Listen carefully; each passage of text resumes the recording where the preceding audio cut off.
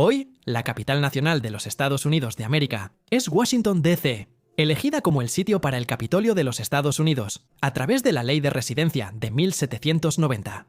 La ubicación de la ciudad a lo largo del río Potomac fue seleccionada por su centralidad estratégica entre el norte y el sur, y para simbolizar un nuevo comienzo para la nueva nación. Pero aprenderemos más sobre esto más adelante. La mudanza a Washington, D.C., se completó en 1800, con el presidente John Adams convirtiéndose en el primer presidente en residir en la Casa Blanca, marcando el inicio de la ciudad como la sede permanente del gobierno federal. Sin embargo, John Adams fue solo el segundo presidente de Estados Unidos, así que, ¿desde dónde gobernó el primero? ¿George Washington, el país? Además, Washington, D.C., fue la capital definitiva de Estados Unidos, con otras 8 ciudades que sirvieron como capitales temporales antes de ella. ¿Por qué fue así y cuáles eran esas ciudades? En este video vamos a aprender sobre las capitales temporales históricas de Estados Unidos.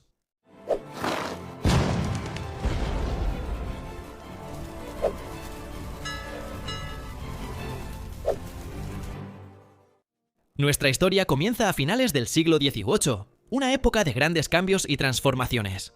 En ese momento, aún bajo dominio británico, las colonias americanas estaban en medio de una lucha por la independencia del gobierno colonial. La Guerra de la Independencia, que comenzó en 1775, fue una lucha por la libertad y la autodeterminación. Pero no solo los campos de batalla vieron acción. El gobierno naciente tuvo que mantenerse un paso adelante de las fuerzas británicas, lo que llevó a una serie de traslados de la capital nacional. El Segundo Congreso Continental fue el órgano de gobierno que dirigió a las colonias americanas durante la Guerra de la Independencia, y fue este órgano el que necesitaba una sede, un lugar donde reunirse y gobernar el nuevo país. Un dato adicional, por si te preguntas por qué el primer órgano de gobierno tenía el título de segundo, es porque el primer Congreso Continental tuvo lugar mientras las 13 colonias aún estaban bajo el dominio británico, marcando el primer paso en su camino de descontento, que terminaría llevando a la revolución. Declaró formalmente que los colonos debían tener los mismos derechos que los ingleses, y los representantes coloniales también acordaron formar la Asociación Continental, que pedía la suspensión del comercio con Gran Bretaña. Pero bueno, volviendo a este Segundo Congreso Continental, que ya gobernaba una nación soberana en rebelión. Reuniéndose en 1775, este congreso actuó como el gobierno nacional, tomando decisiones cruciales y coordinando los esfuerzos de guerra. Siendo una de las ciudades más grandes e importantes de las colonias, Filadelfia fue una elección natural para ser la primera ciudad en servir como capital, y comenzaron a reunirse aquí desde el 10 de mayo de 1775. Este Segundo Congreso Continental tomó decisiones monumentales, como la adopción de la Declaración de Independencia el 4 de julio de 1776. Un documento que no solo declaró la independencia de las colonias de Gran Bretaña, sino que también articuló los principios fundamentales de libertad e igualdad que darían forma a la nueva nación. Esto colocó a Filadelfia en el corazón del movimiento revolucionario, pero la importancia estratégica de la ciudad también la convirtió en un objetivo para las fuerzas británicas.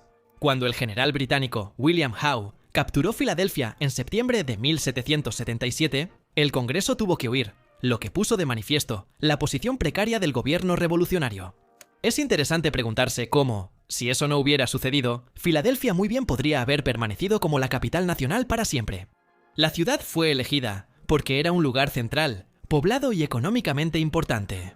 También era un centro de actividad y sentimiento revolucionario, y nada indica que la elección inicial tuviera un carácter temporal desde el principio. Sin embargo, el destino lo quiso así. El 20 de diciembre de 1776, el Congreso se trasladó a Baltimore, en Maryland. Este movimiento fue una decisión estratégica para evitar la amenaza británica. Baltimore ofreció un refugio seguro, pero una vez que los británicos fueron rechazados, el Congreso regresó a Filadelfia el 4 de marzo de 1777. Sin embargo, la seguridad en Filadelfia fue de corta duración. Los británicos capturaron la ciudad en septiembre, obligando al Congreso a huir una vez más. Su siguiente parada fue Lancaster, Pensilvania, pero esto solo fue una estancia de un día, el 27 de septiembre de 1777. Imagina el caos de tener que mover constantemente a un gobierno, su personal y toda la documentación. Debió haber sido sumamente desordenado, y sinceramente es impresionante que hayan logrado seguir dirigiendo un país bajo esas condiciones, y más aún un país nuevo en medio de una guerra revolucionaria. De ahí, el Congreso se mudó a York, Pensilvania, donde permanecieron desde el 30 de septiembre de 1777 hasta el 27 de junio del año siguiente. York ofrecía una ubicación más segura mientras los británicos ocupaban Filadelfia. Una vez que los británicos se fueron, el Congreso regresó nuevamente a Filadelfia el 2 de julio y permaneció ahí hasta que los artículos de la Confederación fueron ratificados en 1781. Mientras se ratificaban en Filadelfia, muchos de ellos también fueron redactados en York. Los artículos de la Confederación fueron esencialmente la primera constitución de los Estados Unidos, diseñados para establecer una confederación de estados soberanos, con un gobierno central que no interfiriera demasiado. Sus puntos principales eran que cada estado conservaba su soberanía, libertad e independencia.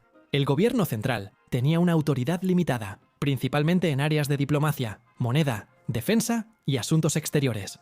Sin embargo, carecía del poder para imponer impuestos, regular el comercio interestatal o hacer cumplir las leyes directamente sobre los estados o los individuos.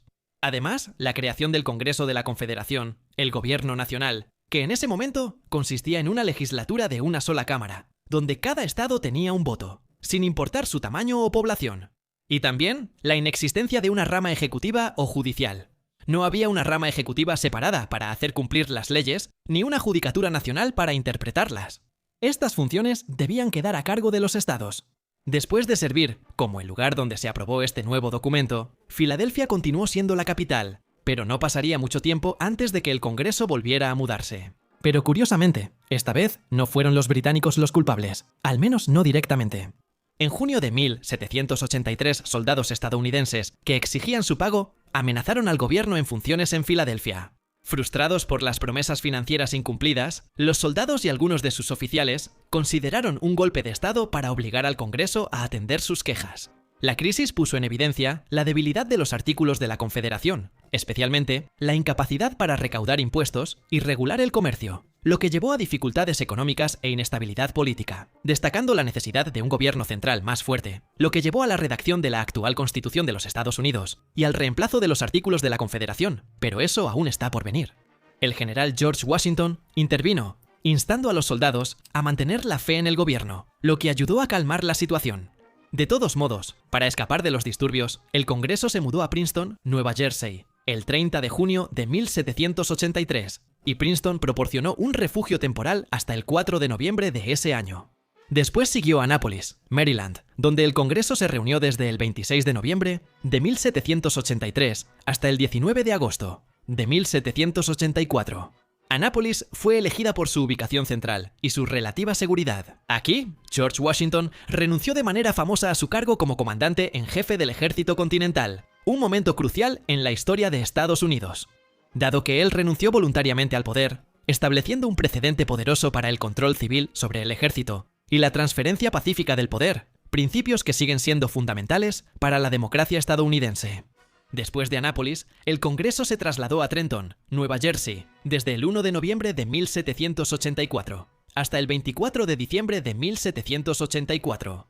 Como en los traslados anteriores, esto fue una solución temporal mientras se buscaba una capital más permanente. Finalmente, Nueva York se convirtió en la capital el 11 de enero de 1785. La ciudad ofrecía más comodidades y era un importante centro comercial. Nueva York siguió siendo la capital bajo los artículos de la Confederación hasta que la Constitución de los Estados Unidos fue ratificada en 1789. La Constitución de los Estados Unidos entonces estableció un nuevo marco para el gobierno federal, lo que llevó a la formación del Congreso de los Estados Unidos. Con una nueva Constitución en vigor, la búsqueda de una capital permanente continuó. Sin embargo, de manera temporal bajo el nuevo gobierno, la ciudad de Nueva York siguió siendo la capital desde el 4 de marzo de 1789 hasta el 5 de diciembre de 1790. La ciudad ya estaba bien establecida, lo que la convertía en una elección lógica para la joven nación. Pero como sabes, la historia no termina aquí. La Ley de Residencia de 1790 designó a Filadelfia como la capital temporal mientras se construía una nueva ciudad federal a lo largo del río Potomac. Es bastante extraño por qué ocurrió este cambio. Nueva York ya era una capital temporal, pero el gobierno sintió la necesidad de mudarse a otra capital temporal antes de establecerse en la permanente. Así que Filadelfia, la primera capital de los Estados Unidos, sirvió una vez más como capital desde el 6 de diciembre de 1790 hasta el 14 de mayo de 1800. La última de las capitales temporales del país. Tal vez su regreso temporal ahí fue simplemente eso, simbólico, pero se pueden especular algunas razones. Por razones como la seguridad y la logística, Filadelfia era un lugar más seguro y establecido para llevar a cabo los asuntos de la nación. Ofrecía mejor infraestructura y alojamiento para el gobierno, y estaba ubicada de manera central en relación con los estados, lo que la hacía más accesible para los representantes que viajaban desde varias regiones. Además, en ese momento, había problemas de salud y sociales significativos en Nueva York que podían interrumpir las operaciones del gobierno, como un brote de fiebre amarilla en 1790 que creó un ambiente insalubre. Esta preocupación de salud pública probablemente influyó en la decisión de trasladarse a Filadelfia. Durante su último periodo como capital, Filadelfia era un centro bullicioso de actividad política. Fue aquí donde se ratificó la Carta de Derechos en 1791, asegurando libertades fundamentales para los ciudadanos estadounidenses. Mientras tanto, la nueva capital, Washington, D.C., estaba en construcción. Como mencioné al principio, la ubicación de la ciudad a lo largo del río Potomac fue seleccionada por su centralidad estratégica entre el norte y el sur. Pero esto no era solo algo simbólico y bonito. Detrás de esto había un verdadero acuerdo político. La decisión fue negociada entre Thomas Jefferson, Alexander Hamilton y James Madison, tres figuras muy conocidas de la historia estadounidense. Hamilton quería que el gobierno federal asumiera las deudas estatales de la Guerra de Independencia, lo cual era apoyado por muchos líderes del sur. A cambio del apoyo del sur, se llegó a un acuerdo para ubicar la nueva capital en un lugar más céntrico, equilibrando los intereses de los estados del norte y del sur. Nombrada en honor a George Washington, la ciudad fue diseñada para ser la sede permanente del gobierno federal, un terreno neutral que no pertenecía a ningún estado. A menudo se añade DC al referirse a ella, ya que es parte de su nombre oficial, Washington, Distrito de Columbia. El término distrito se refiere al hecho de que Washington, D.C., no es un estado, sino un distrito federal separado. La Constitución de los Estados Unidos, en el artículo 1, sección 8, otorga al Congreso la autoridad para crear un distrito federal que sea distinto de los estados para servir como la capital de la nación. Este arreglo fue diseñado para asegurar que la capital no formara parte de ningún estado en particular y estuviera bajo la jurisdicción directa del gobierno federal. Se dice que el nombre Columbia fue elegido para honrar a Cristóbal Colón, el explorador italiano a quien a menudo se le atribuye ser el primer europeo en llegar a América. Diseñada por el ingeniero francés Pierre-Charles L'Enfant, la ciudad fue concebida como una capital grandiosa y ordenada que reflejara las aspiraciones de la nueva nación. Cuando el gobierno finalmente se mudó en 1800, la ciudad aún estaba en pleno desarrollo. Así que, el 17 de noviembre de 1800, Washington, D.C. se convirtió oficialmente en la capital de los Estados Unidos. La mudanza marcó el final del viaje de la capital y el comienzo de una nueva era para la nación. A pesar de sus humildes comienzos, Washington, D.C. creció rápidamente. La guerra de 1812 vio la ciudad incendiada por las fuerzas británicas, pero fue reconstruida rápidamente, simbolizando la resiliencia y determinación del espíritu estadounidense. Incluso hay una pintura icónica de la Casa Blanca en llamas de esa época. Hoy en día, Washington, D.C. es un testimonio de la democracia estadounidense, y también una parte de la historia que representa el paso de todas esas ciudades hacia esta ciudad. La Casa Blanca, el Capitolio y muchos otros edificios icónicos sirven como recordatorios de la historia de la nación y de su trayectoria en curso. De Filadelfia a Washington, D.C., el recorrido de las capitales de Estados Unidos refleja los tumultuosos primeros años del país. Cada traslado fue impulsado por la necesidad, la seguridad y las necesidades cambiantes de una nación joven que buscaba su lugar en el mundo. Filadelfia, Baltimore, Lancaster, York, Princeton, Annapolis, Trenton, Nueva York y finalmente Washington, D.C. Cada una de estas ciudades desempeñó un papel crucial en la formación y el desarrollo de Estados Unidos. Fueron más que simples lugares, fueron testigos de la historia, cada uno contribuyendo a la historia de la independencia y el gobierno estadounidense. Recuerda suscribirte para no perderte el próximo episodio, y nos vemos la próxima vez para más General Knowledge.